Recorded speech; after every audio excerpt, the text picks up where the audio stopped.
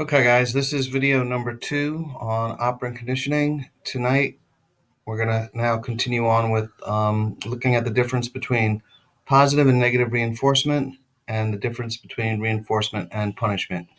And this will be the last video for tonight's class. All right, here we go.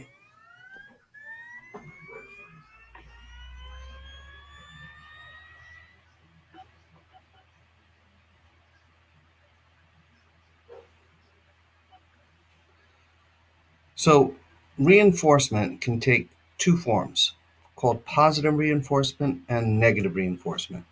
Now, what you have to remember is negative reinforcement is not the same thing as punishment. A lot of people make that mistake thinking that negative reinforcement means punishment. It definitely doesn't. So, positive reinforcement occurs when a response is strengthened because it's followed by the presentation of a rewarding stimulus. So, the organism makes a response.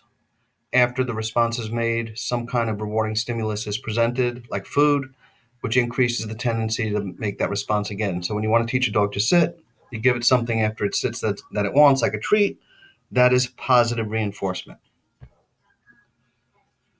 So, for example, in laboratory studies of operant conditioning, the response of lever pressing by a hungry rat is often followed by the delivery of food. As a result, the tendency to make the response is strengthened. In other words, lever pressing increases because the behavior is followed by something the rat wants, which is the food. So, positive reinforcement is pervasive, if you think about it, in our lives. For example, people show up for their jobs because paychecks usually follow. You guys sit in front of your computer, 2 hours every night, 2 hours every Tuesday night, because at some point, hopefully, that will be followed by a good grade for this class. Positive reinforcement. You do the behavior, listen to the videos, do the work, because at some point, you want the reinforcement, which is the good grade. So, young children usually exhibit good behavior around Christmas time. The holidays are coming up because they think if they behave a certain way, they're going to sort of get a lot of presents. So, the good behavior, is reinforced by the possibility of getting toys that they want. Positive reinforcement. So, fancy cars, nice clothes, good food, gifts, agreements, and attention are all additional examples of positive reinforcers. Anytime you do a behavior that's followed by something that you want, that's an example of positive reinforcement.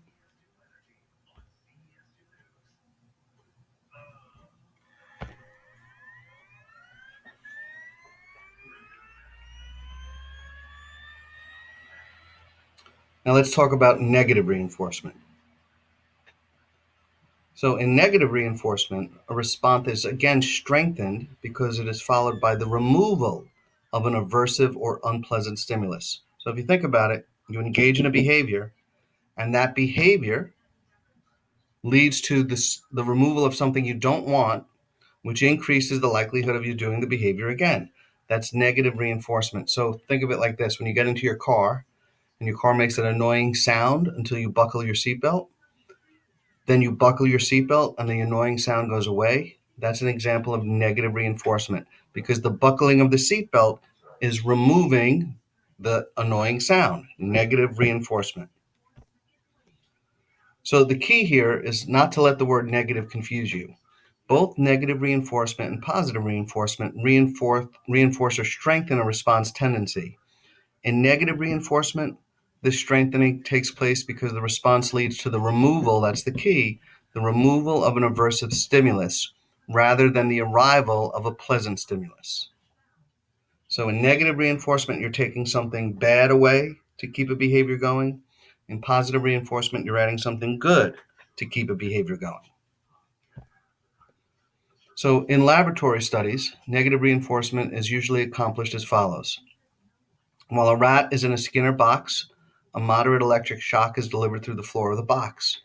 When the rat presses the lever, the shock is turned off for a period of time. Thus, the lever pressing leads to the removal of the aversive stimulus, the shock, and this sequence of events reliably strengthens the rat's lever pressing response. So if you think about it, everyday human behavior is extensively regulated by negative reinforcement. Consider some examples. A woman's tendency to take medicine for headaches is reinforced when the medication removes her headache. Negative reinforcement. The behavior of taking the medication is reinforced because when you take it, something you don't want, the headache goes away. A worker's tendency to drink coffee is reinforced when drinking coffee relieves his drowsiness. So, those of you that are addicted to caffeine, you take caffeine when you start feeling drowsy, you drink the coffee, the drowsiness goes away, negative reinforcement. So, let's take a look to make sure you understand what we just talked about. So, if you spray some insecticide on your lawn and it eliminates some bugs, which type of reinforcement is at work? So, you do something, you spray the insecticide, and then something you don't like goes away, the bugs. Would that be positive or negative reinforcement? Hopefully, you think it's negative. How about this one? You're sitting on the front porch shivering from the cold. You put on a sweater and your discomfort is alleviated. So again, the behavior of putting on your sweater takes away the cold. What type of reinforcement would that be? Again, that would be negative. So now, what type of reinforcement is at work if the response leads to the removal of an unpleasant stimulus? The removal of the unpleasant stimulus, negative. What about this one? You drop some money into a soda machine and receive a can of soda. What type of reinforcement is at work? So the behavior of putting money into the machine is reinforced because now you get something that you want, which is the soda. That's an example of positive reinforcement. Hopefully you're getting these right as well. All right.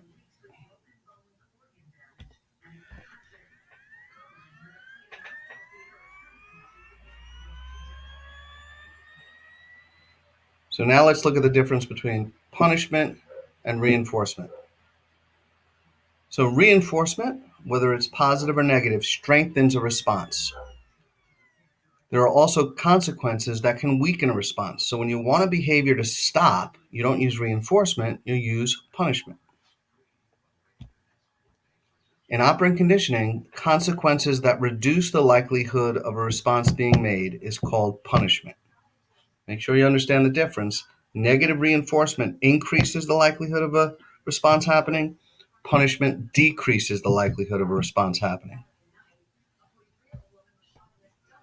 So punishment occurs when an event following a response decreases the tendency to make that response.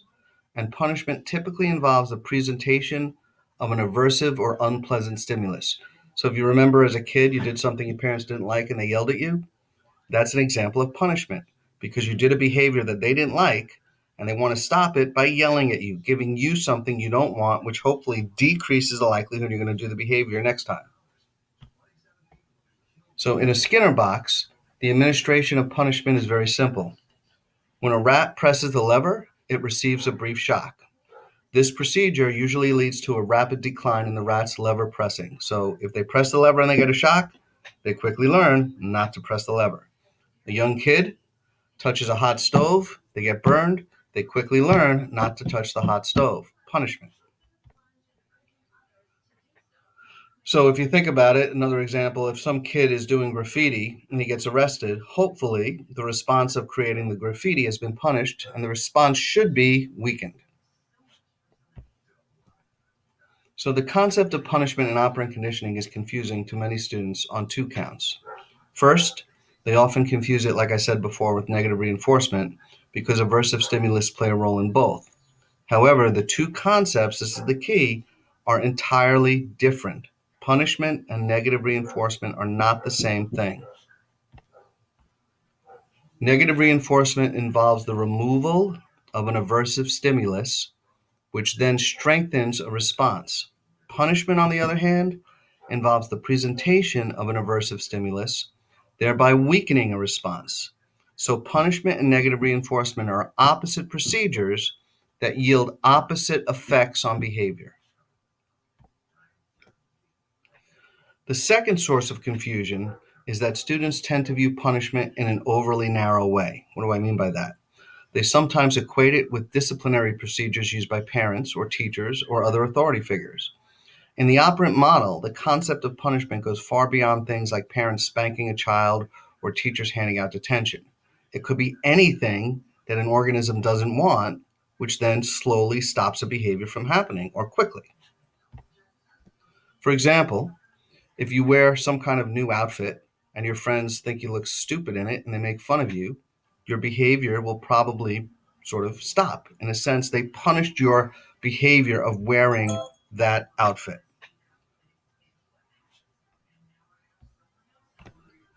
Then again, if excessive drinking is followed by a terrible hangover, that response has also been punished, and the tendency to make the response should decline. Usually doesn't, because you don't get the hangover till later in the day or later in the after you've done the drinking. So you don't tend to put the two together. If you started drinking and started getting a headache and feeling nauseous right away, that would probably reduce the drinking behavior much quicker than getting a hangover 12 hours later after you've done the drinking. Same thing with cigarette smoking. If you think about it, if you smoke cigarettes and you get cancer right after you smoke your first pack of cigarettes, most people are going to stop smoking. Problem is, you don't get cancer till 20, 30, 40 years later, and by then, it's too late.